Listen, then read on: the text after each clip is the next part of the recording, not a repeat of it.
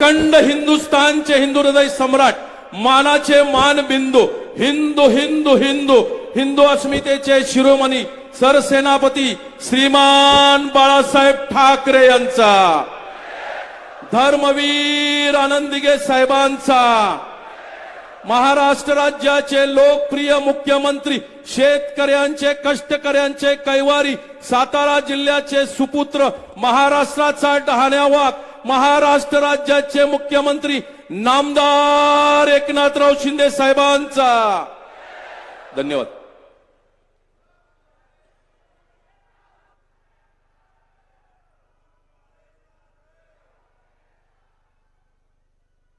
अरे आपल्या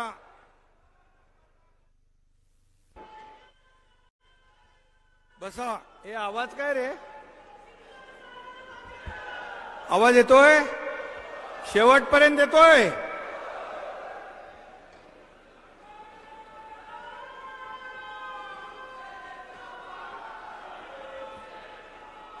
छत्रपती शिवाजी महाराज की जय भवानी, जय शिवाजी आणि जय श्रीराम, जय जय श्रीराम।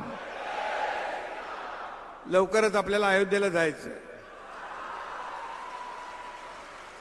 सगळ्यांना घेऊन जाणार। आजच्या कालपासून आपलं शिवसेनेचं राष्ट्रीय महाअधिवेशन या ठिकाणी सुरू आहे आणि या महाअधिवेशनाला आपले सर्व शिवसेनेचे नेते, उपनेते, मंत्री, महिला आघाडी, युवा सेना, सर्व पदाधिकारी उपस्थित होते। काल आणि आज अनेक वक्त्यांनी अनेक विषयांवर साधक बाधक चर्चा केली आणि अनेक विषयांना या ठिकाणी चालना देण्याचं काम केलं, जे या राज्यासाठी आवश्यक होते। आणि म्हणून हे अधिवेशन अतिशय शिस्तीने, अतिशय मुद्देसूदपणे या महाराष्ट्रातल्या जनतेला काय हवंय, त्यांच्या गरजा काय, त्यांची निकड काय, या सगळ्या बाबींवर आपण या महाअधिवेशनामध्ये वक्त्यांना विषय दिले होते आणि त्याबद्दल मी सर्वांना मनापासून धन्यवाद देतो। महाअधिवेशन हे यशस्वी करण्यासाठी ज्यांनी ज्यांनी मेहनत घेतली, कष्ट घेतले, त्या सगळ्यांचं मनापासून अभिनंदन। या महाअधिवेशनामध्ये अगदी शेवटच्या टोकापर्यंत सर्व कार्यकर्ते या सभागृहामध्ये हाऊसफुल बसलेले आहेत, त्यांचंही मी मनापासून स्वागत करतो।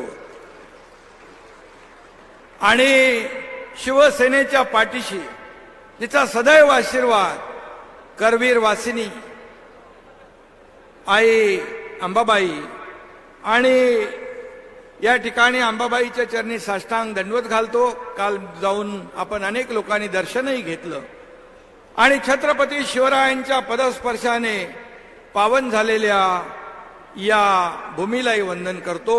छत्रपती शाहू महाराजांच्या अलौकिक कार्यास देखील मी विनम्र अभिवादन करतो। पराक्रमी तारा राणी यांना देखील मी मानाचा मुजरा करतो आणि आपल्या सगळ्यांना पुन्हा एकदा मी खूप खूप शुभेच्छा देतो। खरं म्हणजे या करवीर भूमीत हे आपलं महाअधिवेशन होत आहे। काल मी एक पत्रकारांचा कार्यक्रम होता प्रेस क्लबचा, तिथं गेलो होतो। अनेक लोकांनी मला सांगितलं संपूर्ण कोल्हापूर या महाअधिवेशनामुळे एक भगवं वातावरण, एक भगवं वादळ या कोल्हापूरमध्ये आलेलं आहे। आणि खरं म्हणजे या करवीर नगरीत शिवसैनिकांचं एक शक्तिपीठ अवतरलंय असं म्हटलं तरी वावगं ठरणार नाही। आदरणीय हिंदू हृदय सम्राट बाळासाहेब देखील प्रत्येक शुभ कामाची, मग निवडणुका असतील, आणखी काय असेल, या करवीर नगरी या अंबाबाईचं दर्शन घेऊनच कामाला सुरुवात करत होते. आणि आपण देखील बाळासाहेबांचे विचार घेऊन आपण पुढे जातोय, त्यांची भूमिका घेऊन आपण पुढे जातोय आणि आपण देखील त्याचं पालन केलं. आणि आज कोल्हापूरमध्ये आपल्या या महाअधिवेशनाची आपण काल सुरुवात केली. आता एक सांगता होती आहे आणि म्हणून कोल्हापूर आणि हिंदुहृदय सम्राट बाळासाहेबांचं एक अतूट नातं आहे. आणि म्हणून आज शिवसेना आपल्या सगळ्यांच्या सदिच्छा आणि शुभेच्छांमुळे आपण पुन्हा ताकदीने उभी करतोय, ताकदीने उभी राहिलेली या ठिकाणी दिसतीये. मगाशी म्हटल्याप्रमाणे कोल्हापूर भगवमय झालंय, शिवसैनिकांमध्ये उत्साह देखील तळपतोय आणि खऱ्या अर्थाने आज एक समाधान देखील आहे की आपला शिवसेना पक्ष आज पुढे जातोय, मोठा होतोय. हा कार्यकर्त्यांचा पक्ष आहे आणि शिवसेना आणि धनुष्यबाण आज आपल्याकडे आहे.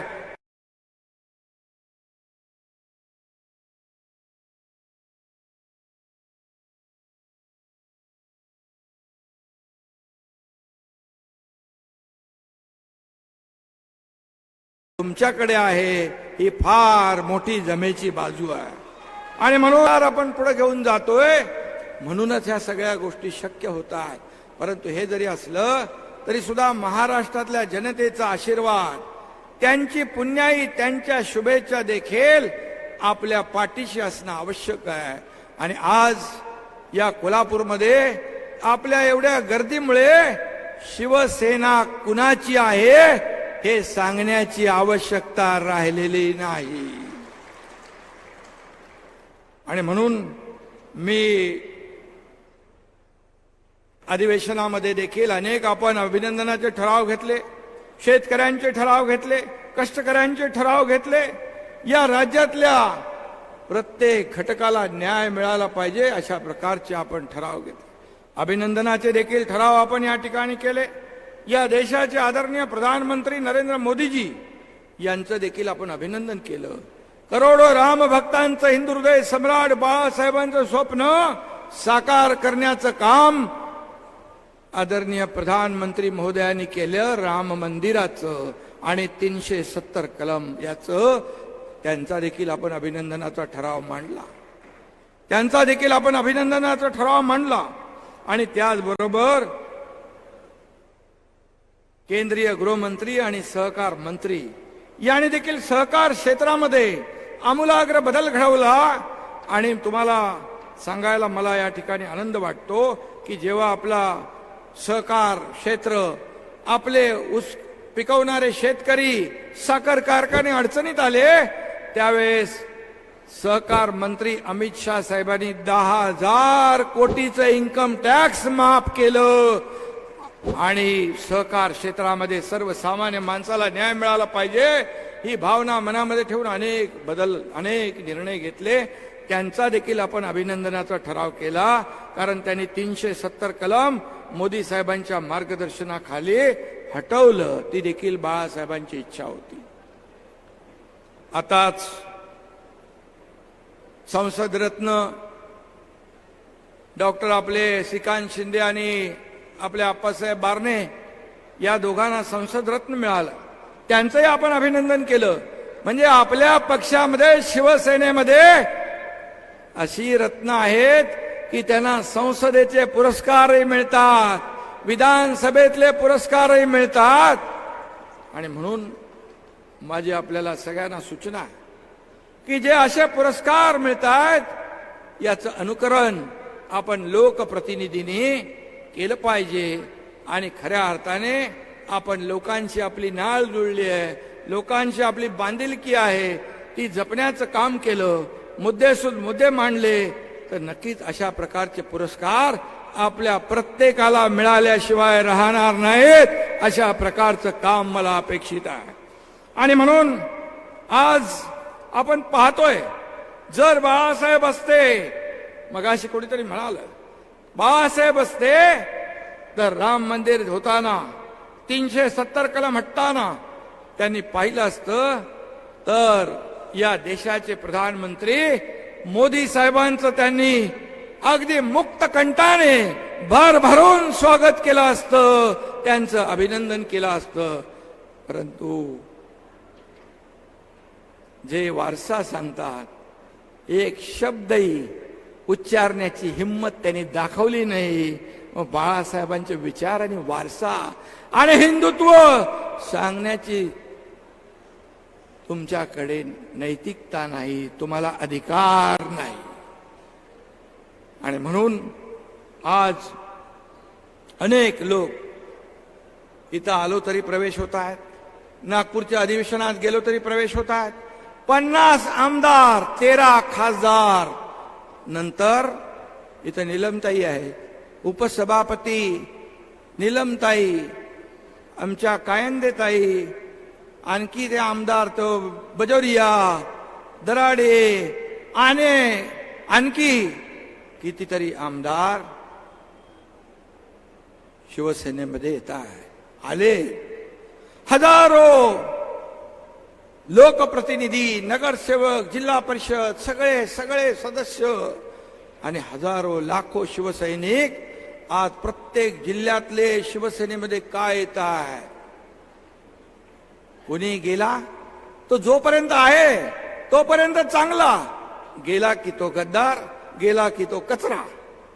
एक दिवस हेच कार्य करते आणि महाराष्ट्र तुम्हाला कचऱ्यात जमा केल्याशिवाय राहणार नाही. हम दो हमारे दो, अशी परिस्थिती. तुम्ही आत्मपरीक्षण करणार की नाही? हे सगळे का जात आहेत? कारण आम्ही शिवसेनेची, बाळासाहेबांची भूमिका घेऊन पुढे चाललो, बाळासाहेबांचे विचार आम्ही घेऊन पुढे चाललोय.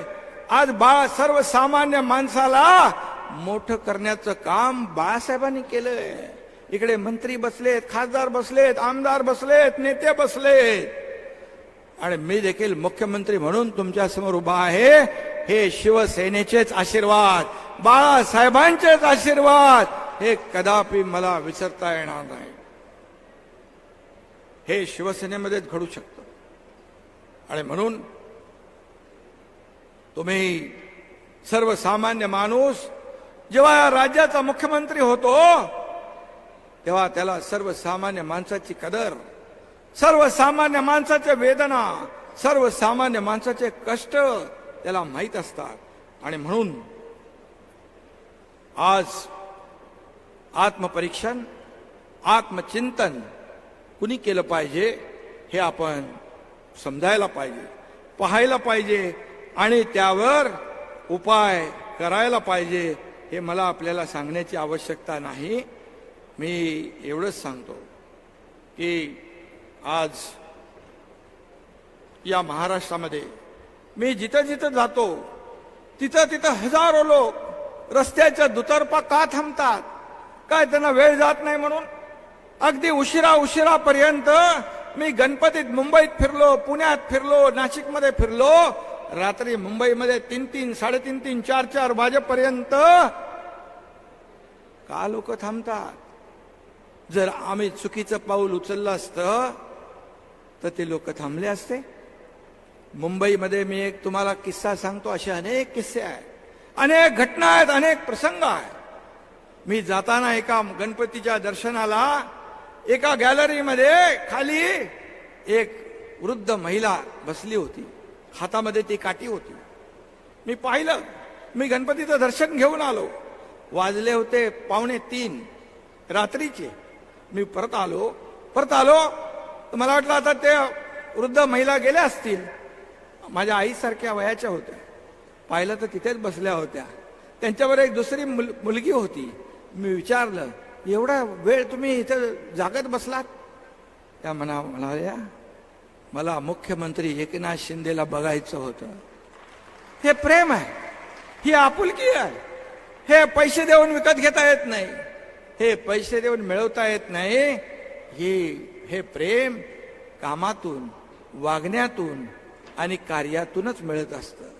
आणि म्हणून आज अनेक लोक सोबत येत आहेत, अनेक पक्ष वाढवतोय, पक्ष पुढे जातोय. बाळासाहेबांचे विचार घेऊन आपण पुढे जातोय. बाळासाहेबांची भूमिका काय?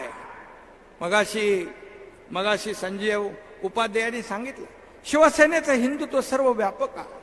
शिवसेना ही सर्वव्यापी आहे. आणि जेव्हा हिंदुत्व हिंदुत्व हिंदुत्व जेव्हा म्हणत होता, आता हिंदू हृदय सम्राट बाळासाहेब ठाकरे म्हणायला देखील तुमची जीभ का कचरते? का कचरते? आणि म्हणता आम्ही हिंदुत्व सोडलं नाही. हिंदुत्व सोडलं नाही. मग 2019ला ज्या बाळासाहेबांनी सांगितलं होतं काँग्रेसला लांब ठेवा, काँग्रेस माझ्या पक्षाची काँग्रेस होईल तेव्हा माझं दुकान बंद करेल, त्याला तुम्ही जवळ नाही केलं, डोक्यावर घेतलं, खांद्यावर बसवलं, त्याच्या मांडीला मांडी लावून बसला, तेव्हा हिंदुत्व सोडलं. कुठे गेलं होतं हिंदुत्व? जेव्हा सावरकरांचा भर सभागृहामध्ये अपमान होत होता तेव्हा कुठे तुमचं हिंदुत्व गेलं होतं? कुठे गेलं होतं? आणि म्हणून आम्ही ही का भूमिका घेतली? अनेक लोकांनी त्याच्यावर सांगितलं, अनेक वक्त्यांनी त्याच्यावर सांगितलं, आपले विचार प्रकट केले की शिवसेना वाचवण्यासाठी, शिवसेनेची काँग्रेस आणि शिवसैनिकांचं खच्चीकरण होत असताना शिवसेना धनुष्यबाण नामशेष होऊ नये म्हणून शिवसेना वाचवण्यासाठी आम्ही हे धाडस केलं. असं धाडस देशात नाही जगामध्ये कधी पुन्हा मला वाटत नाही होईल. आणि माझ्या सोबत 50 आमदार खांद्याला खांदा लावून उभे राहिले. काही मंत्री होते, मंत्री पाय उतार झाले. पुढे काय होणार माहित नाही, खड्ड्यात जाणार का काही होणार काही माहित नाही. परंतु शिवसेना आणि बाळासाहेबांचे विचार संपुष्टात येऊ लागल्यामुळे कधी कोणी पाहिले की सत्तेकडे माणूस जातो, सत्तेच्या बाहेर जात नाही. आम्ही तर सत्तेत होतो. सत्तेतून पाय उतार होण्याचा निर्णय आम्ही घेतला. अतिशय कठीण निर्णय होता, कडवट निर्णय होता. आम्हाला निर्णय घेताना देखील छातीवर दगड ठेवावा लागला. कारण बाळासाहेबांच्या विचाराचे शिवसैनिक आम्ही होतो. बाळासाहेबांच्या विचारांचे शिवसैनिक होतो. पण बाळासाहेबांचे विचार मरू लागले, शिवसैनिकांचं खच्चीकरण होऊ लागलं. त्यावेळेस मग शिवसेना वाचवण्यासाठी आम्हाला पक्षामध्येच राहून पक्ष नेतृत्व जेव्हा एखादा चुकीचा निर्णय घेतो त्या वेळेस मात्र पक्षामध्ये आपल्या विचारांची भूमिका, बाळासाहेबांची भूमिका मांडण्यासाठी, पुढे नेण्यासाठी आम्ही हे पाऊल टाकलं. आणि जर आमचं पाऊल चुकलं असतं तर झालेल्या ग्रामपंचायतीच्या निवडणुकीमध्ये महायुतीला नंबर 1चं स्थान मिळालं नसतं. लोकांनी आम्हाला ठुकरवलं असतं, लोकांनी आम्हाला नाकारलं असतं. तुमचा नंबर कुठं गेला तोही माहित नाही. कुठून मागून पहिला का वरून खालचा शेवटचा हे माहित नाही. लोकांनी ठरवलेलं आहे. आणि जर आमचं पाऊल चुकलं असतं तर तुम्ही देखील एवढ्या मोठ्या संख्येने इथे आला नसता, तुम्ही देखील पाठ फिरवली असती. पण 1.5 वर्षामध्ये सरकारने जे निर्णय घेतले ते निर्णय आपल्या समोर आहेत. ते निर्णय आपल्या समोर आहेत. एक ऐन मी सुरुवातीला मी आणि देवेंद्रजी दोघच होतो. दोघांनी शपथ घेतली. शपथ घेतल्यावर कॅबिनेट घेण्याचा एक नियम असतो. त्या कॅबिनेटमध्ये देखील निर्णय वाचा. शेतकऱ्यांसाठीच पहिला निर्णय आम्ही घेतला, कष्टकऱ्यांसाठीच आम्ही पहिला निर्णय घेतला. आणि सिंचनाचे प्रकल्प जे दुष्काळी भागामध्ये पाणी मिळालं पाहिजे तो निर्णय आम्ही घेतला. त्यानंतर अनेक निर्णय घेतले, त्या बाबतीमध्ये मी पुढे बोलेन. परंतु एकही निर्णय वैयक्तिक राजकीय लाभार्थ्याला मिळेल, राज्यकर्त्याला मिळेल असा कुठलाही निर्णय आम्ही घेतला नाही. हे मी छाती टोकपणे सांगतो. आणि आमच्यावर आरोप आरोप आरोप, प्रत्येक वेळी आरोप करण्याचा अधिकार तुम्हाला आहे. तुम्ही 50 खोके हे सगळे लोक हे सगळे बसलेले आहेत. नीलमताई इकडे भाऊ आहेत, गजा भाऊ आहेत, सर्व सिनियर लोक आहेत, मंत्री आहेत, सर्व नेते आहेत. शिवसेना सोडून इतर पक्षातले लोक येत आहेत, इतर संघटना येते आहे, वारकरी येत आहेत, आध्यात्मिक लोक येत आहेत, सगळे लोक येत आहेत. काय येत आहेत मी त्यांची नावं घेत नाही, परंतु या समाजामध्ये ज्यांना लोक पायाला हात लावून नमस्कार करतात अशी अनेक व्यक्तिमत्व आहे. त्यांची मी नावं घेणार नाही, पण त्यांनी देखील आपल्या निर्णयाचं स्वागत केलं. चांगला निर्णय महाराष्ट्रासाठी घेतला म्हणून त्यांचे मला फोन यायचे आणि तेही देखील मला बळ, ऊर्जा आणि प्रेरणा मिळत गेली. त्याला निर्णय घ्यायला देखील धाडस लागतं. आम्हाला मी पहिलंच सांगितलं, जेव्हा वर्तमानपत्रामध्ये असं जेव्हा शिवसेना आपल्याला मिळाली तेव्हा काही लोकांच्या पायाखालची वाळू सरकली, छातीत धडकी भरली. आता काय होणार? आपली प्रॉपर्टी, आपली संपत्ती जाईल का? मी लगेच सांगितलं, तुमची संपत्ती शिवसेना म्हणजे तुमची संपत्ती मला नको. तुमची संपत्ती बाळासाहेबांच्या विचाराच्या शिवसेनेला नको. बाळासाहेबांचे विचार हीच आमची संपत्ती आहे, हेच आमचं ऐश्वर्य आहे.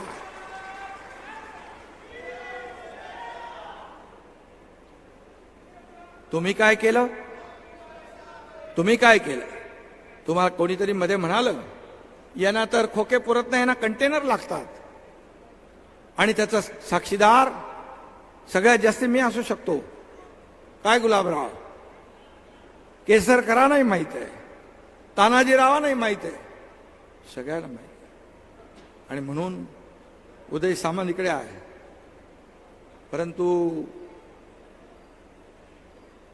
आज एकदा जेव्हा शिवसेना मिळाल्यानंतर, धनुष्यबाण मिळाल्यानंतर एक पत्र आलं समोरून की शिवसेनाच्या खात्यातले 50 कोटी रुपये आम्हाला पाहिजेत, ते आम्हाला द्यावे. मला आशिष कुलकर्णी आणि सचिनने सांगितलं, किरणने सांगितलं. मी एका क्षणाचाही विलंब लावला नाही. मी म्हणालो, यांना बाळासाहेब नकोत, बाळासाहेबांचे विचार नकोत, यांना फक्त पैसे पाहिजे. 50 कोटी तातडीने देऊन टाका. 50 कोटी रुपये तातडीने दिले. 50 खोक्यांचा आरोप करणारे तुम्ही 50 खोके मागताना जरा जनाची नाही तर मनाची तरी काय ते वाटली पाहिजे होती.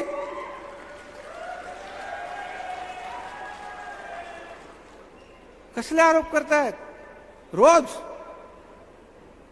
अरे तुमच्यावरचे आलेली संकट या एकनाथ शिंदेने छातीवर घेतली आहेत. खूप माझ्याकडे आहे बऱ्याचशा गोष्टी. काही बोलायची वेळ येईल तेव्हा मी नक्की बोलेन. आज काय झालंय? मातोश्री बाळासाहेब असताना मातोश्री हे पवित्र मंदिर होतं, त्याचं आता काय झालंय? उदास हवेली झालेली आहे. काय आहे तिथे? बाळासाहेबांचं वास्तव्य तोपर्यंत ते पवित्र मंदिर होतं. आज तुम्ही कशा पद्धतीने वागताय? जिथून वाघाची डरकाळी फुटायची तिथून आता रडगाण्याचा आवाज येतो, शिव्या शाप देण्याचा आवाज येतो, दुसरं काही नाही. हे बाळासाहेबांनी कधी केलं नाही. आणि म्हणून बाप चोरला, वडील चोरले, सारखा रोज रोज रोज. अरे बाळासाहेब पुण्या एकट्या दोकट्याची मक्तेदारी नव्हती. बाळासाहेब तमाम शिवसैनिकांसाठी दैवत होतं. त्या दैवताचं पुण्यत्व तुम्ही विकून टाकलं. तुम्ही सत्तेच्या मोहापायी खुर्चीसाठी बाळासाहेबांचे विचार सोडले, बाळासाहेबांचे आचार सोडले, त्यांची भूमिका सोडली. मला माहित होतं. मगाशी केसरकर म्हणाले ते सत्य आहे. मला माहित होतं यांना मोह झालाय, यांना स्वार्थ भावना जागृत झाली आहे. माझ्या आमदारांना मी लोकांना हातापाया दादा बाबा का सांगून त्या हॉटेलमध्ये थांबून ठेवलं भाऊ गजभाऊ. बोले हे नवीन कार्यक्रम जो चाललाय हा चुकीचा आहे, हा आपल्याला परवडणारा नाही. कोण कधी खड्ड्यात घालेल ते माहित नाही. तरी सुद्धा मी सांगितलं ठीक आहे, आपण संयम ठेवूया, संयम ठेवूया. एका पक्षप्रमुखाला या सत्तेचा मोह आतापासून नव्हता, 2004 पासून होता. सुप्त इच्छा होती. अर्जुन खोतकर आता मला खुणवतायत. अर्जुन खोतकर साक्षीदार आहेत, आणखी काही लोक साक्षीदार आहेत. अरे आम्हाला सांगितलं असतं.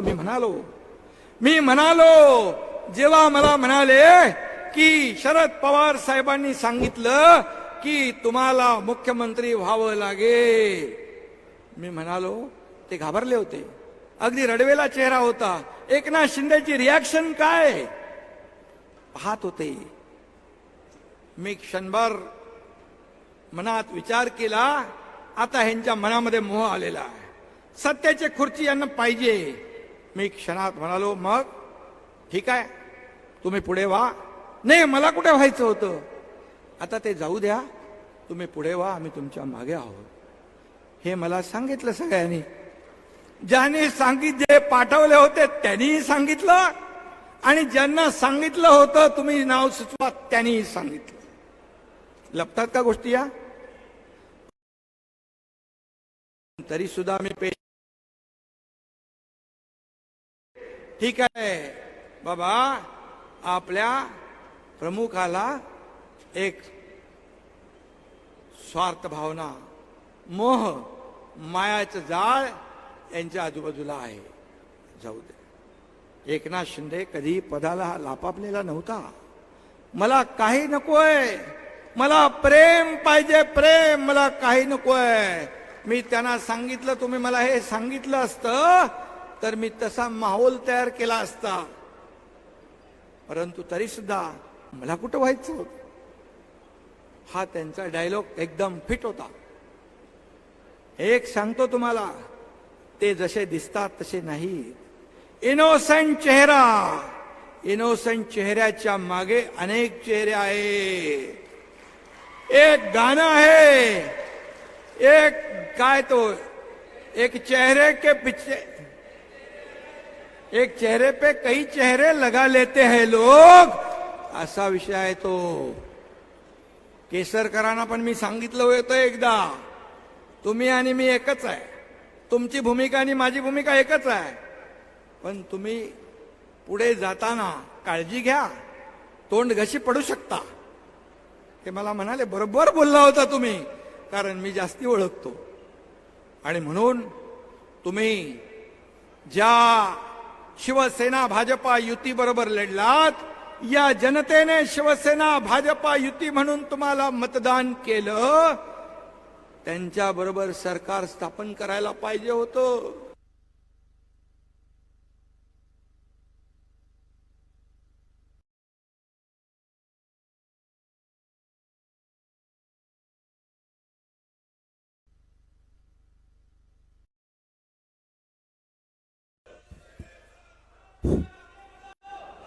लग्न एका बरोबर, अरे माझा असा मध्ये मध्ये आवाज बंद करू नका,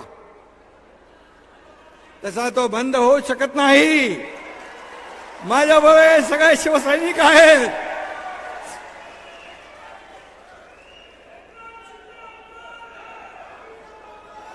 असं नको, आपल्या बरोबर ते लोक, ते सोडून बरेच लोक आहेत. तर आणि त्यावेळी अरे मी मध्येच गडबड झाली. मी का म्हणत होतो, केसरकर 2019 ला तुम्ही लग्न एका बरोबर केलं, संसार दुसऱ्या बरोबर, हनीमून तिसऱ्या बरोबर. हे संसदीय शब्द आहेत, बरोबर आहे ना गजभाऊ? नीलमताई सांगू शकतील. मी असंसदीय शब्द कधीच बोलत नाही. आणि तुम्ही फसवलं. जनतेलाही फसवलं, शिवसैनिकांनाही फसवलं, मोदी साहेबांनाही फसवलं, भारतीय जनता पक्षालाही फसवलं. एकीकडे बाळासाहेब, एकीकडे मोदी साहेब फोटो लावून मतं मिळवली आणि तुम्ही एका सत्तेच्या खुर्चीपायी सगळं घालवलं, सगळं गमावलं. मग बेईमान विश्वासघात कोणी केला, बेईमानी कोणी केली? तुम्ही तेव्हाही फसवलं, तेव्हाही बेईमानी केली एकदा, आणि दुसऱ्यांदा जेव्हा जेव्हा तुमच्या परिवाराच्या मागे काहीतरी तुम्ही केलेले कृत्य बाहेर यायला लागलं, तेव्हा तुम्ही दिल्लीला गेले, अजित पवार आणि अशोक चव्हाण यांच्या बरोबर बाहेर काही विषयावर बोलले, नंतर आतमध्ये गेलात, मोदी साहेबांबरोबर बसलात, बाहेर येऊन तुम्हाला घाम आला, तुम्ही 2 ग्लास पाणी पिलं.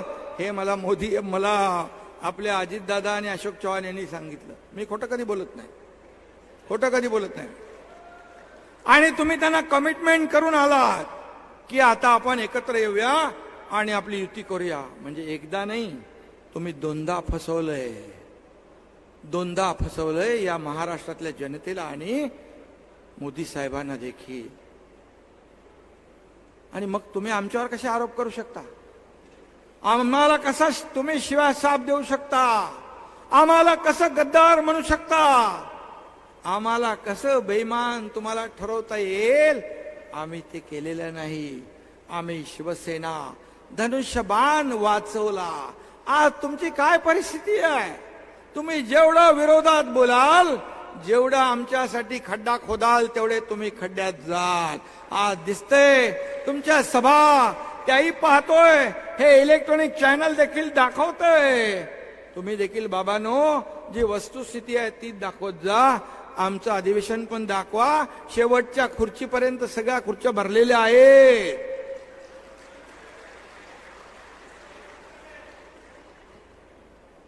आणि मगाशी कोणीतरी आपले संजीव उपाध्याय म्हणाले, चेहरा आपण आरशाच्या समोर पाहायचं असतं.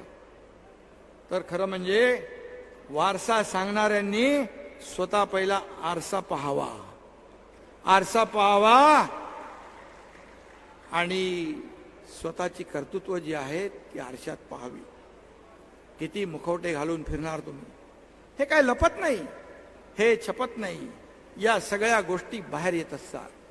आणि म्हणून बाळासाहेबांचा वारसा सांगायला तोंडात नाही, या मनगटात जोर असावा लागतो, मनगटात ताकद असावी लागते.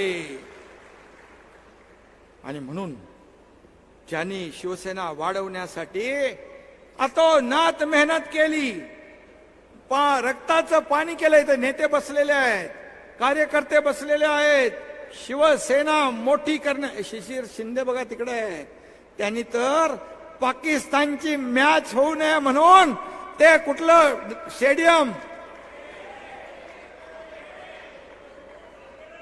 वानखेडे स्टेडियम खोदून टाकलं, जेलमध्ये पण गेले. असे किती आहेत लोक जेलमध्ये गेले, जेल भोगली, काही लोकांच्या हत्या झाल्या. बाळासाहेबांसोबत काम केलेले नेते इकडे आहेत. शिवसेना अशीच मोठी झाली नाही. रक्ताचं पाणी, तुळशी पत्र घरावर ठेवले लोकांनी, तेव्हा शिवसेना मोठी झाली. तुम्ही तर आले आयत्या पिठावर, काय म्हणतो आपण, त्याही नीट मारता आल्या नाही.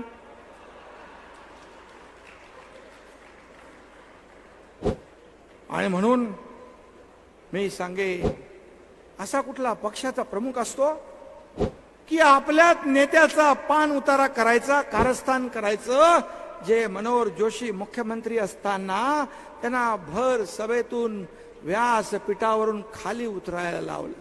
कुणाचं कारस्थान? कुणाचं कारस्थान? त्यांचं घर जाळायला माणसं पाठवली, ही कुणाचं कारस्थान? ज्याला सांगितलं तो आपल्या बरोबर आहे, ते म्हणतो मला असं हे सांगितलं. मी रामदासबाईंना सांगितलं षण्मुखानंद मध्ये येऊ नका, तुमचं मनोर पंत करायचा प्रयत्न इकडे चालू आहे. त्यांचा देखील अशाच प्रकारचा अपमान करण्याचा कारस्थान त्यांनी केलं. गजाभाऊ इकडे बसलेले आहेत, त्यांना किती वेळा परत पाठवलं तेही त्यांना माहिती आहे. याच लोकांनी शिवसेना मोठी केली. हेच लोक बाळासाहेबांच्या खांदा लावून काम करत होते. आज नारायण राणे साहेब असतील, राज ठाकरे साहेब असतील, काय मागितलं होतं त्यांनी? काय त्यांचं तुम्हाला त्रास होता? का त्यांना घालवलं? बाळासाहेबांच्या मनात नव्हतं. पण जे दरबारी राजकारण करणारे, कानामध्ये भुंगा करणारे या लोकांनी सांगितलं. त्यामुळे एक इन्सिक्युरिटी, आपल्या नेतृत्वावर स्वतःला कॉन्फिडन्स पाहिजे. जर आपला कार्यकर्ता मोठा असेल, होत असेल, तर नेत्याला अभिमान पाहिजे. का घालवले यांना तुम्ही? का घालवले? जे एखादा चांगला भाषण करायला लागला तर त्याचं भाषण कट करायला लागले. इथं गुलाबराव पाटील बसले, त्यांना त्यांचा चांगला अनुभव आहे. रामदास भाई, अनेक नाव आहे. आपला माणूस जर चांगलं वक्तृत्व आहे, चांगलं नेतृत्व सिद्ध करू शकतो, तर पक्ष नेतृत्वाने त्याच्या पाठीशी खंबीरपणे उभं राहायला पाहिजे. खंबीरपणे उभं राहायला पाहिजे, तरच तो पक्ष मोठा होतो. असा पक्ष मोठा होत नाही. 2-4 टकल्यांना सोबत घेऊन पक्ष मोठा नाही होत. मी स्वतः बोललोय, मी जाहीरपणे सांगतो, मी स्वतः बोललोय. जेव्हा मला सांगितलं मी कुठला तरी काय निवडणूक जिंकली का काहीतरी केलं होतं, तसे अनेक कार्यक्रम मी करत असतो, केले होते. मला म्हणाले असे 3-4 एकनाथ शिंदे पाहिजे. मी म्हणालो असं नाही, तुम्हाला असे एकनाथ शिंदे नाही, ताकदीचे कार्यकर्ते या महाराष्ट्रात वेगळ्या वेगळ्या ठिकाणी तयार करायला पाहिजे. त्यांना बळ दिलं पाहिजे, त्यांच्या पाठीशी उभं राहिलं पाहिजे, तर शिवसेना मोठी होईल. तुम्ही आलेख बघा, आलेख बघा. आपले जेवढे नेते शिवसेना सोडून गेले, हे शिवसेना सोडून फक्त आणि फक्त कुणामुळे गेले? गजाभाऊला माहित आहे. हे सगळे जर आपल्यामध्ये असते तर आपल्याला शिवसेनेची सत्ता अनेक वेळा या महाराष्ट्रामध्ये आली असती. परंतु ते तुम्हाला नको होतं, ते तुम्हाला नको होतं. आणि म्हणून एकेकाचं खच्चीकरण करायचं, घाणेरडं राजकारण करायचं, झुंजवायचे लोकांना एक दुसऱ्याला. असा पक्ष नेता मी माझ्या आयुष्यात कधी पाहिला नाही. मी स्वतः सांगितलं, युती करा. भारतीय जनता पार्टी आणि शिवसेनेची युती होती. आपण युती करा, झालेली चूक आपण सुधारूया. त्यांनी केली, आपण केली, झालं गेलं, विसरून जा. मग सांगा, जर युती केली असती तर एकनाथ शिंदे मुख्यमंत्री झाला असता का? नाही. पण माझी प्रामाणिक भावना होती, या महाराष्ट्रामध्ये जे झालंय ते बदलायला पाहिजे. त्यावेळेस मला सांगितलं, हो आपण विचार करूया, विचार करूया. 5 वेळा मी सांगितलं. केसरकरही प्रयत्न करत होते. केसरकर मला एकदा म्हणाले, तुमचं काय मत आहे?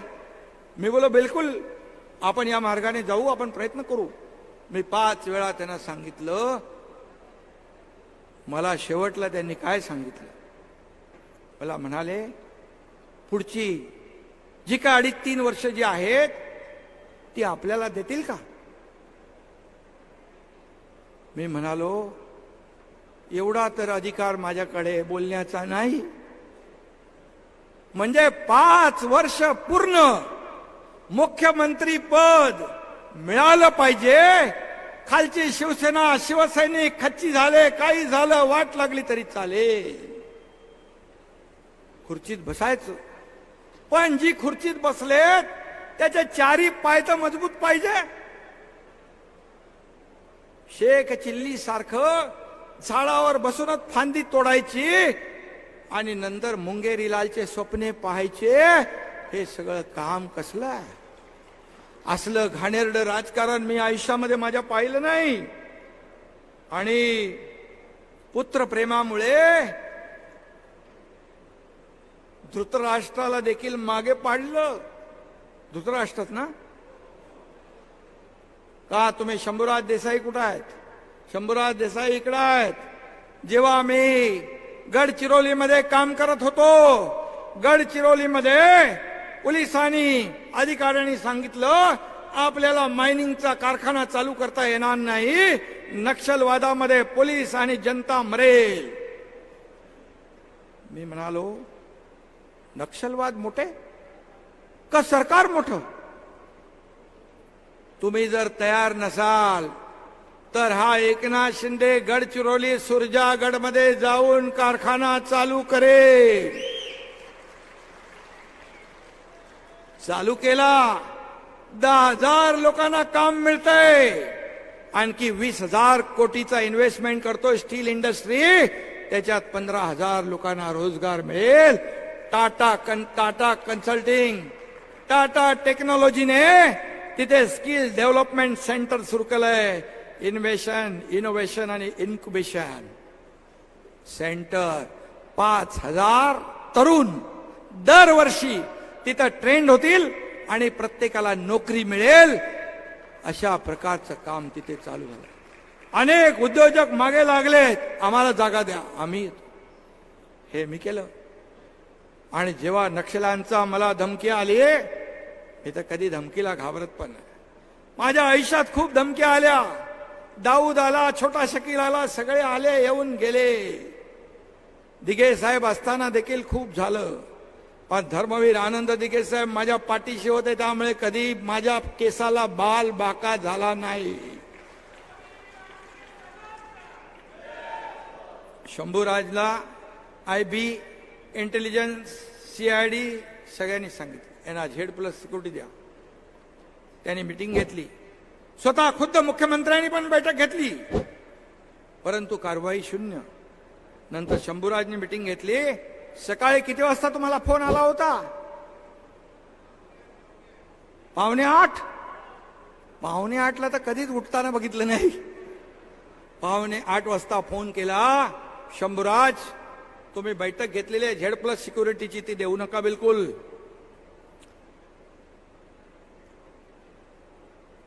मला यांनी फोन केला, तुमची नको मला. ते म्हणाले विदाऊट अप्रुव्हल मी कागदावर काही घेत नाही, पण तुम्हाला Z+ पाठवतो. मी बोलो तुमची Z+ तुमच्याकडे राहू द्या, माझ्याकडे जे पोलीस आहेत ते पण घेऊन जा. एकनाथ शिंदे हा डरपोक नाही, हा निधड्या छातीचा बाळासाहेबांचा, दिघे साहेबांचा चेला आहे.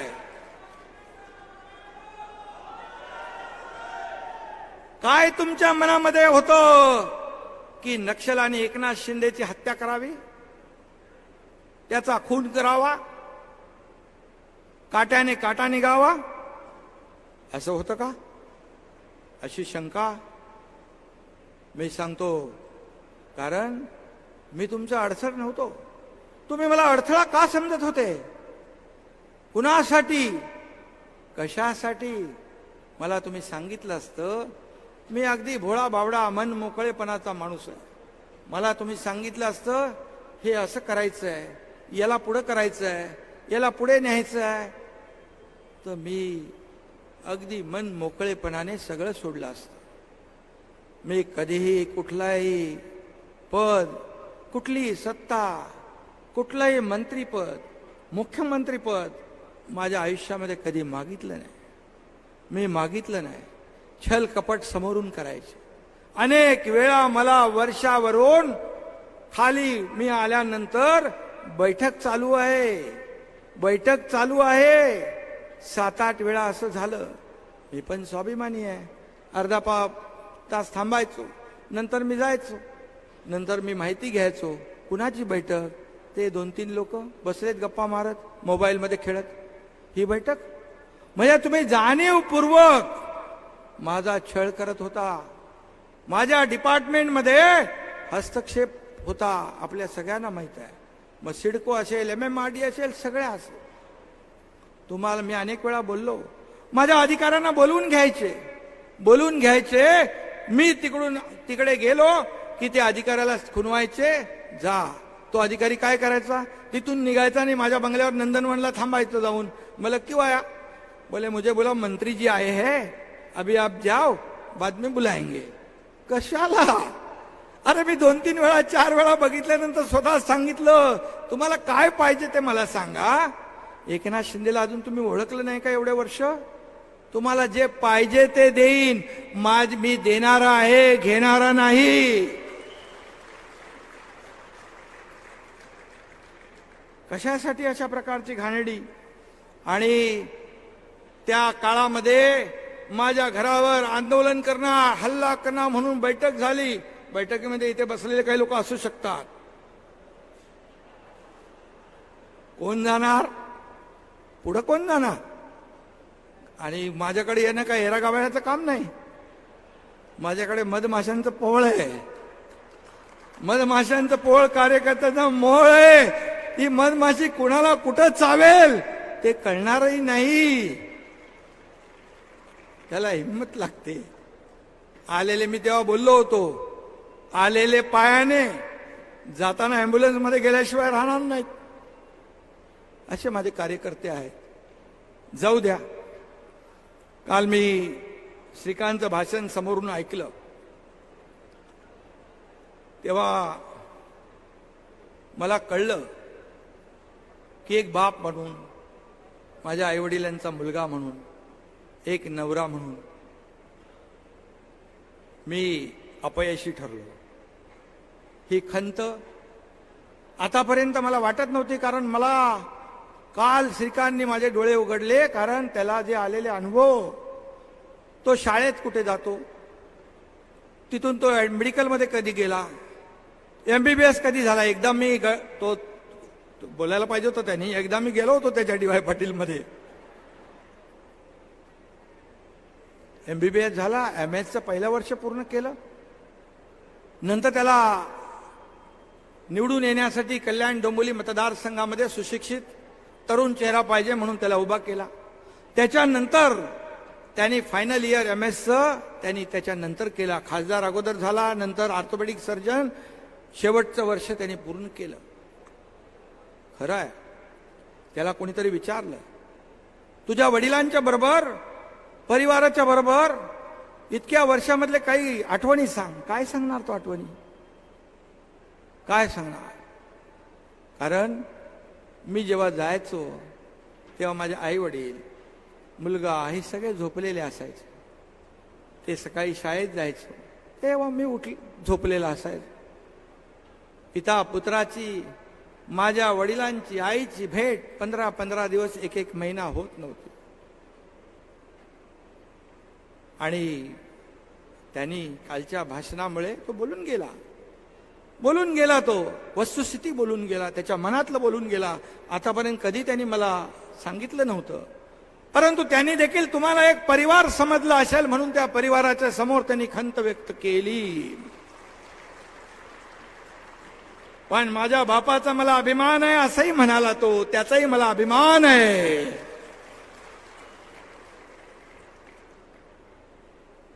पण आता काय? आता तर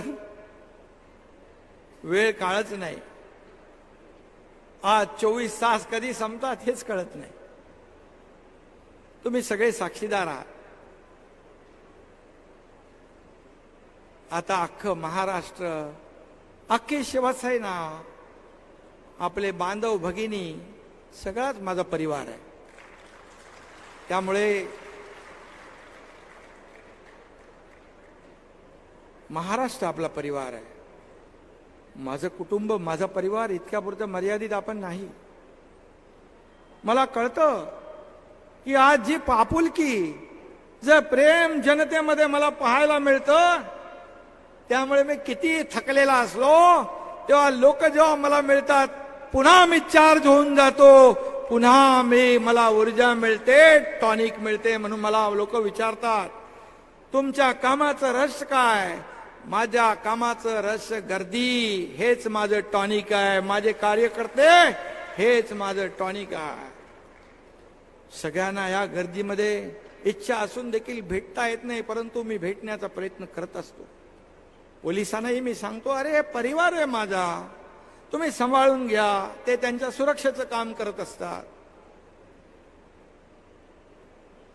हे कवचकुंडल आहे, याच्यातून मला काही धोका होणार नाही.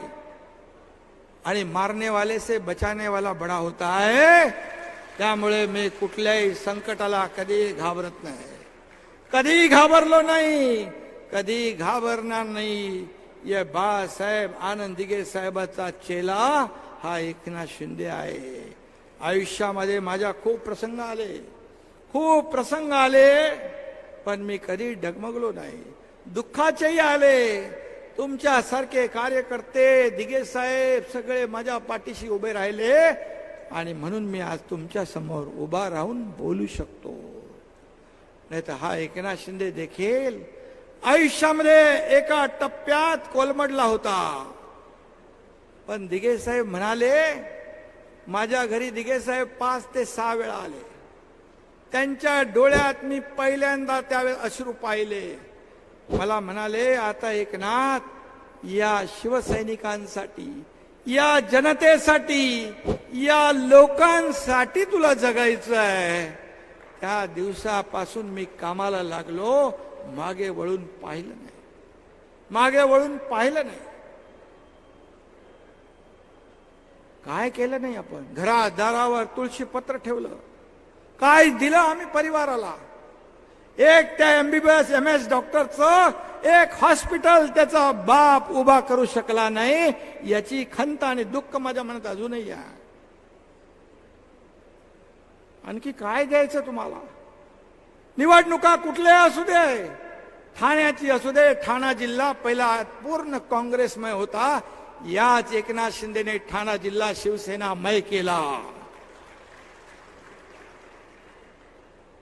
नाशिकची निवडणूक असू दे, नागपूरची, काटोलची असू दे. काटोलला एक लोकसभेची पोट निवडणूक होती, आपणही काही लोक होता. कुठलीही निवडणूक असू दे, महापौर पदाची असू दे, कसली असू दे, खासदारकी असू दे, पोट निवडणूक असू दे, हा एकनाथ शिंदे आपली सगळी टीम घेऊन जायचा, सगळं करायचा, जे जे लागतं ते सगळं, आणि त्या माणसाला विजयी करायचा. शाल आणि पुष्पगुच्छ घेऊन जायचा आणि त्यांना आम्ही घालायचो. असा कार्यकर्ता तुम्ही का ओळखला नाही?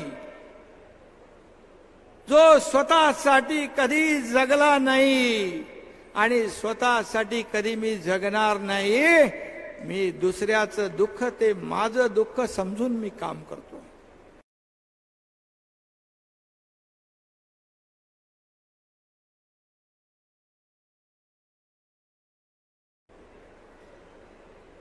आणि म्हणून डबल सगळे माझे सहकारी इकडे बसले, तेही काम करतायत. आणि म्हणून त्याच्या भावनाशी मी सहमत आहे, त्याच्या भावनांशी मी सहमत आहे. आणि म्हणून मी एवढंच सांगेन की त्याने हेही म्हटलं की राजा का बेटा राजा नहीं होगा. हे खरं आहे. राजा का बेटा राजा नहीं होगा, जो काम करेगा वो राजा बनेगा. मी उद्या सांगतो तुम्हाला, तुमच्यातला मी असाच बाळासाहेबांचं भाषण समोर बसून ऐकायचो. तुमच्यातलाच एखादा कार्यकर्ता उद्या काम करून मोठा झाला आणि तो इथे मुख्यमंत्री म्हणून बोलायला लागला तर सगळ्यात जास्त आनंद मला होईल, अभिमान मला वाटेल. ही शिवसेना आहे. या शिवसेनेमध्ये कोणी मोठा नाही, छोटा नाही, कोणी मालक नाही, नोकर नाही. हे नोकर आणि मालक समजत होते. एक मध्य प्रदेशचा प्रमुख, दिल्लीचा प्रमुख, पक्ष प्रमुख, राज्य प्रमुख, ते जेव्हा मला दिल्लीत भेटायला, दिल्लीत आपली बैठक होती सगळ्या राज्य प्रमुखांची, आपण निर्णय घेतल्यानंतर ते सगळे राज्य प्रमुख आपल्या सोबत आले. त्या दोघांना फोन गेले, तुम तो मालिक के साथ रहना मांगता है, नौकर के साथ क्यों जा रहे हैं? म्हणजे आम्ही नोकर. त्यांनी त्याच्या भाषणात पण सांगितलं तिकडे, इथं मालक नोकर कोणी नाही, सर्व समान, सर्व आपण कार्यकर्ते म्हणून काम करायचंय, मोठा छोटा कोणी नाही. तुम्ही तर समजतो तुम्ही सगळे मुख्यमंत्री आहात माझ्यासाठी, तुम्ही एकनाथ शिंदे बनून काम करायचं. आणि मुघलांच्या जमान्यामध्ये मुघलांच्या घोड्याला देखील संताजी धनाजी दिसायचे. गुलाबराव, संताजी धनाजी तुम्हारे इधर आए थे ना अभी, येऊन गेले. कोण आया था? बछड़ा आया था का? ठीक है. लेकिन गुलाबराव, इतके उन्हाळे पावसाळे तुम्ही बघितलेत, जेल भोगलेत, अंगावर पोलिसांच्या लाट्या काट्या खाल्ल्यात. तुमच्यामुळे गर्दी होत होती. त्यांना वाटतं की आम्हाला बघून लोक येतात. तुमच्यामुळे येत होते लोक, तुम्ही नसल्यामुळे. बदल तुम्ही बघितला, बदल मी पाहिला. आणि म्हणून एक शेतकऱ्याचा मुलगा, एक कष्टकऱ्याचा मुलगा, एक सर्वसामान्य घरातला मुलगा मुख्यमंत्री झाला, याचं दुःख त्यांना आहे, याची जेलसी आहे, याचा द्वेष आहे. बोलण्यातून ते जाणवतंय. का शेतकऱ्याच्या मुलाने मुख्यमंत्री होऊ नये? का धनदांडग्या आणि सोन्याचा चमचा घेऊन आलेल्याच लोकांनी मुख्यमंत्री व्हायला पाहिजे? हा काय करारनामा आहे? मी म्हणालो जो काम करेगा वही राजा बनेगा. तुम्हाला ते नको आहे. परिवारवाद या सगळ्या गोष्टींना आपण फटा दिला पाहिजे. सगळं आज मी दावोसला गेलो, 3,73,000 कोटीची इन्व्हेस्टमेंट आणली, तरी दुःख. मी शेतावर गेलो हेलिकॉप्टरने, तरी हेलिकॉप्टरने शेतावर जातो आणि शेती करतो. मग काय चालत जाणार मी? अरे मी शेतकरी आहे. मी तिथं गेल्यावर मी आपोआप माझे पाय तिकडे वळता. शेती आणि मातीशी माझी नाळ जुळलेली आहे, मी विसरू शकणार नाही. मग हेलिकॉप्टर मध्ये जाऊन शेती करणारा बरा का हेलिकॉप्टर मधून फोटो काढणारा बरा? ते सांगा मला. शेती करणारा बरा. आणि म्हणून मी कुठं ते मगाशी कोणी सांगितलं, कुठली वाडी ती? इरशाळवाडी. इरशाळवाडीला गेलो मी. दादा भुसे माझ्याबरोबर होते, गुलाबराव होते, आपलं नाही उदय सामंत होते. मला म्हणाले लवकर चला, आता आपलं काम झालं इथून. मी म्हणालो हो जाऊया, आपण जाऊया. मला जायचं होतं वरती. वरती म्हणजे वर नाही, तिकडे इरशाळवाडीवर. एवढ्या लवकर नाही, तुमची सेवा करायची आहे, शिवसेना वाढवायची आहे, सगळं करायचं आहे. आणि मी एसपीच्या गाडीत बसलो, कलेक्टर आणि एसपी, आम्ही तिघच गेलो डायरेक्ट इरशाळवाडी. तिथं गेलं तेही तुम्हाला दुःख.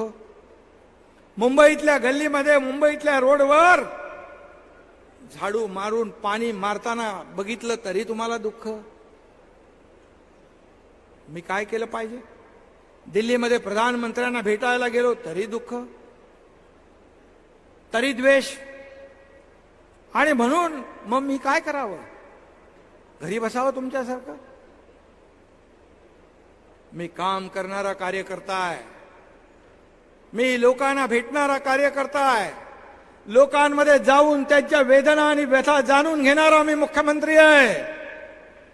मुख्यमंत्री म्हणजे माझ्या व्याख्येमध्ये सीएम म्हणजे चीफ मिनिस्टर नाही. सीएम म्हणजे कॉमन मॅन.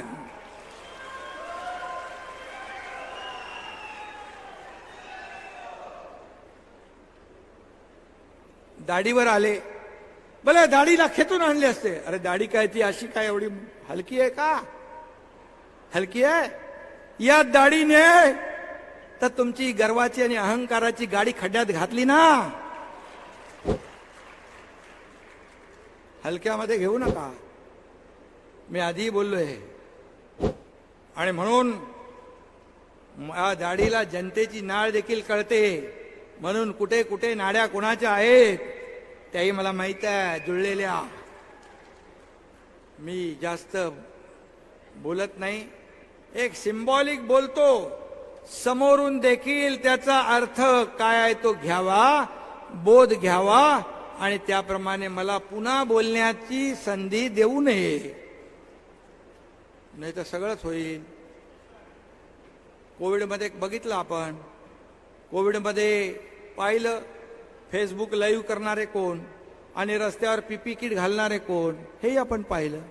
अरे मला असे मेसेज यायचे कार्यकर्त्यांचे, मी, माझी आई, माझी मुलगी आम्ही ऍडमिट आहोत, काही समजत नाही, आमचा जीव धोक्यात आहे, पुन्हा भेट होईल का माहित नाही, एकदा तरी भेटून जा. मला वाटायचं हा खरंच कार्यकर्ता आपला. बरं वाईट झालं तर आयुष्यामध्ये आपल्या मनामध्ये खंत राहील. मी जायचो, भेटायचो, त्यांना धीर द्यायचो, ती बरी व्हायची माणसं.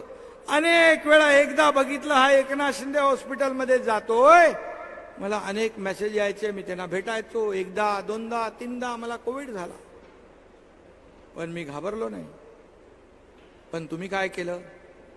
मी रस्त्यावर होतो, तुम्ही कोविडमध्ये खिचडीमध्ये पैसे खाल्ले, डेड बॉडी बॅग मध्ये पैसे खाल्ले, काय कफन. तुम्ही आमच्यावर मग आरोप करता, कफन चोर, खिचडी चोर, काय बोलायचं? कुठे पैसे घ्यायचे? पुराव्यानिशी सगळं आहे, एक एक एक एक एक एक ते बाहेर येईल. जेवढा आरोप तुम्ही कराल त्यावेळेस आपली दोन बोट समोर आहेत, एक बोट आहे तर 3 बोट आपल्याकडे, ते लक्षात ठेवा. तुम्ही फेसबुकवर खेळायचे, हा Eknath Shinde face to face खेळायचा. त्याच्यातच मला फील्डवर काम करणारा हा एकनाथ शिंदे आहे. कार्यालयात बसून माहिती घेऊन निर्णय घेणारा हा एकनाथ शिंदे नाही. त्यामुळे मला कोणीच फसवू शकत नाही. आणि म्हणून 2.5 वर्ष फेसबुक लाईव्ह वर काम करणारा आणि हा एकनाथ शिंदे रस्त्यावर उतरून काम करणारा जनता सुज्ञ आहे. जो काम करणारा आहे त्याच्या मागे जनता उभी राहते.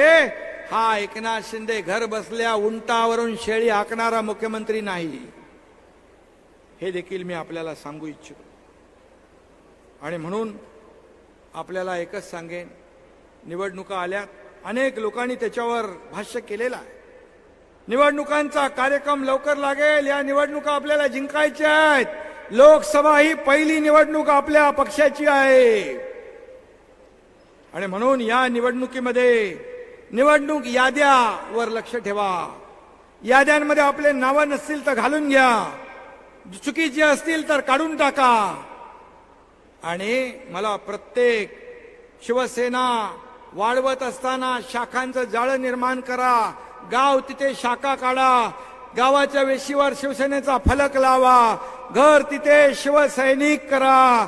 आणि या लोकसभेमध्ये, विधानसभेमध्ये, प्रत्येक विधानसभेत 50 ठिकाणी आपल्या शिवसेनेला आघाडी मिळाली पाहिजे, याच्यावर काम करा. म्हणजे आमदार असतील आणि पदाधिकारी आणि कार्यकर्त्यांनी, हाच तुमचा रिपोर्ट कार्ड असेल. याच्यावरच पुढचं भवितव्य आपल्या पक्षाचं ठरणार आहे, माझंही आणि तुमचंही. त्यामुळे डोळ्यात तेल घालून काम करा. तिकीट नाही मिळालं, इतर निवडणुका येतील, तिकीट एकच असतं. तिकीट नाही मिळालं म्हणजे सगळं संपलं असं होत नाही. सत्तेमध्ये अनेक सत्तेची पदं असतात, अनेक निवडणुका, जिल्हा परिषद, महापालिका सगळे येतील. आणि त्याचबरोबर काम करत राहा. आपल्या विधानसभेमध्ये जास्तीत जास्त आणि आपल्या लोकसभेत जास्तीत जास्त काळ तुम्ही वेळ द्या. मुंबईमध्ये कमी या. तुमचं काय असेल तर फोनवरून सांगा. आठवड्यातून एखाद दिवस आपण समजू शकतो, परंतु दररोज मुंबईमध्ये येणं बंद करा. शेवटी लोकांशी तुमच्या कनेक्ट पाहिजे. कनेक्ट तुटला की सगळं तुटलं, सगळं सुटलं. हा, आणि म्हणून सगळे पदाधिकारी नेमा, चांगले पदाधिकारी, ताकदीचे पदाधिकारी नेमा, प्रामाणिक पदाधिकारी नेमा, ज्याच्या मागे ताकद आहे. आपल्या मागे पुढे फिरणारा पदाधिकारी बिलकुल नेमू नका. तो जर नेमला तर तुम्ही स्वतःला नाही, पक्षाला नाही, मुख्यमंत्र्याला नाही, तर आपल्या शिवसेनेचं नुकसान करताय. हे लक्षात घ्या. शिवसेनेचं नुकसान म्हणजे या राज्याचं आणि तुमचं आमचं सगळ्यांचं नुकसान. आज मी काही गोष्टी जे बोलतोय, कार्यकर्त्याला जपा. जो कार्यकर्ता निवडणुकीमध्ये आवडता असतो, निवडणूक झाली की तो नावडता होता कामा नये. कारण हाच कार्यकर्ता तुमचं आमचं काम करतो. विधानसभा आणि लोकसभेला उमेदवार फिरू शकत नाही, सगळ्या मतदारसंघात जाऊ शकत नाही. हा कार्यकर्ताच आपलं मार्केटिंग, ब्रँडिंग करतो. माझा उमेदवार कसा चांगला आहे, त्याला निवडून द्या आणि त्याला मतदान करा, मी तुमचं काम करेन असं आश्वासन देतो. फक्त एवढंच आहे, त्याची अपेक्षा असते की त्याला जेव्हा अडचण असते, त्याला हॉस्पिटलची मदत, त्याला पोलीस स्टेशनची मदत, त्याला कोर्टाची मदत, त्याला छोट्या छोट्या मदती तो काय राशन भरून मागत नाही.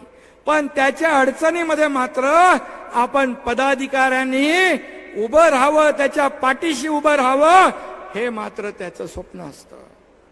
तेवढं तुम्ही केलं तर आयुष्यभर तो तुमचं काम, शिवसेनेचं काम बिलकुल प्रामाणिकपणे कसर न करता कराय.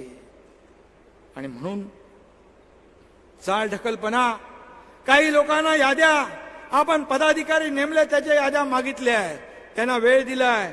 काही लोकांनी ते चांगलं काम केलंय, काही लोकांनी केलं नाही, त्यांनी तात्काळ करावं. चाल ढकल, काम चुकारपणा हा तुमच्या मुळावर येणार आहे. पक्षात तर येईलच, परंतु आज मी आपल्याला एकच सांगतो,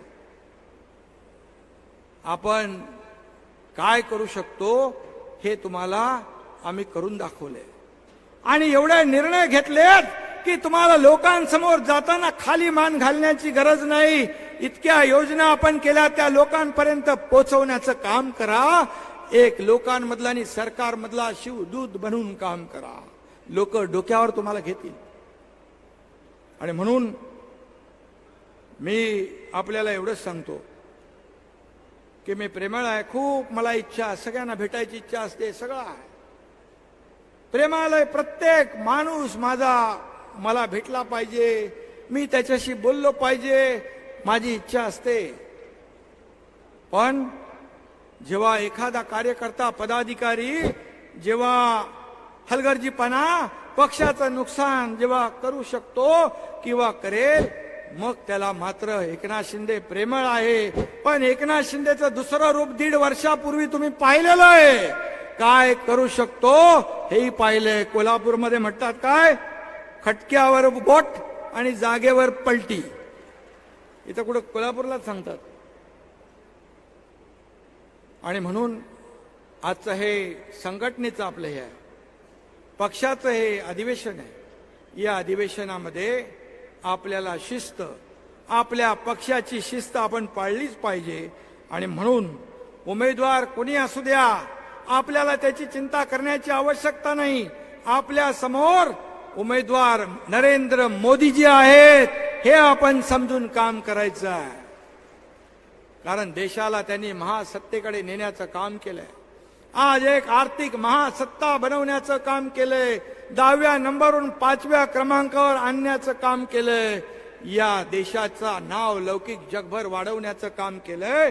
आणि त्यामुळे आपल्या बाळासाहेबांचे विचार आणि केंद्र सरकार मोदीजींनी 10 वर्षात केलेलं काम आणि राज्य सरकारने 1.5 वर्षात केलेलं काम आपल्याला घराघरामध्ये पोचवायचं आहे. एवढंच आपल्याला करायचं आहे. आणि म्हणून या ठिकाणी घराघरामध्ये आपल्याला हे जर पोचवलं तर मला वाटतं आपल्याला या महाराष्ट्रामध्ये आज 48 पैकी आपला जो 45+ नारा आहे तो आपण अचीव केल्याशिवाय जिंकल्याशिवाय राहणार नाही. अशा प्रकारचं काम आपल्याला करायचं आहे. आणि म्हणून मी आपल्याला एवढं सांगेन, बाळासाहेबांचे विचार, त्यांची भूमिका याला कदापि तडा जाऊ देणार नाही. माझ्या शरीरामध्ये रक्ताचा शेवटचा थेंब असेपर्यंत या महाराष्ट्रातल्या शिवसैनिक आणि जनतेची सेवा हा एकनाथ शिंदे अविरतपणे करत राहील. अशा प्रकारचा शब्द मी आपल्याला देतो. शेवटी तुम्ही सहकार्य आहात, तुम्ही माझा परिवार आहात. आणि म्हणून काही गोष्टी मला थोड्या आज आपलं महाअधिवेशन यामध्ये काही गोष्टी ज्या मला शिस्तीच्या बोलाव्या लागतात त्याप्रमाणे आपल्याला काम करायचं आहे. आणि म्हणून काम आपण केलं तर नक्की या महाराष्ट्रामध्ये एक सर्वसामान्य लोकांचं सरकार, या राज्यातल्या माता भगिनींचं, शेतकऱ्यांचं, कष्टकऱ्यांचं, कामगारांचं, तरुणांचं आणि ज्येष्ठ पण इकडे बसलेत, वारकऱ्यांचं, धारकऱ्यांचं सरकार या ठिकाणी काम करतंय. आणि म्हणून पुन्हा एकदा आपल्याला येत्या लोकसभेमध्ये निवडणुकीत देशभरातून 400 पार, मोदीजींनी म्हटलंय देशभरात 400 पार, आणि आपलं नारा आहे महाराष्ट्रात 45 पार. आणि हा संकल्प जो आहे हा संकल्प सिद्धीला नेण्यासाठी आजचं हे महाअधिवेशन फलद्रूप होईल, याच्यातून चांगली फलनिष्पत्ती होईल. आणि या राज्यामध्ये मगाशी कोणीतरी सांगितलं की या मुख्यमंत्री एकनाथ शिंदे, आपले देवेंद्र फडणवीस, अजित पवार, या आपण सगळे महायुती काम करतेय. महायुतीच्या कामाच्या जोरावर, या सर्वांगीण विकासाच्या जोरावर लोकांपर्यंत आपण गेलो तर 45 पार व्हायला काही वेळ लागणार नाही. आपल्याला फक्त ते पोचवायचं आहे. आणि म्हणून तुम्हाला मी पुन्हा एकदा सांगतो, आपण शिवसैनिक आणि मुख्यमंत्री हे जे नातं आहे, हे मुख्यमंत्री म्हणून मी कधी स्वतःला समजलो नाही, समजणार नाही. मी कालही कार्यकर्ता म्हणून काम करत होतो, आजही कार्यकर्ता म्हणून काम करतोय आणि उद्याही कार्यकर्ता म्हणून काम करणार. आणि आपला संकल्प सिद्धीस नेऊया. धन्यवाद. जय हिंद, जय महाराष्ट्र.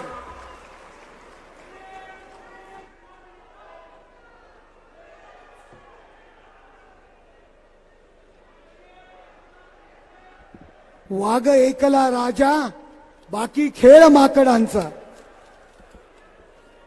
घडवून दाऊ आम्ही जे कधीच कुणाचं ना जमले, एकनाथ शिंदे साहेबांच्या नेतृत्वाखाली जमले सगळे हे मावळे.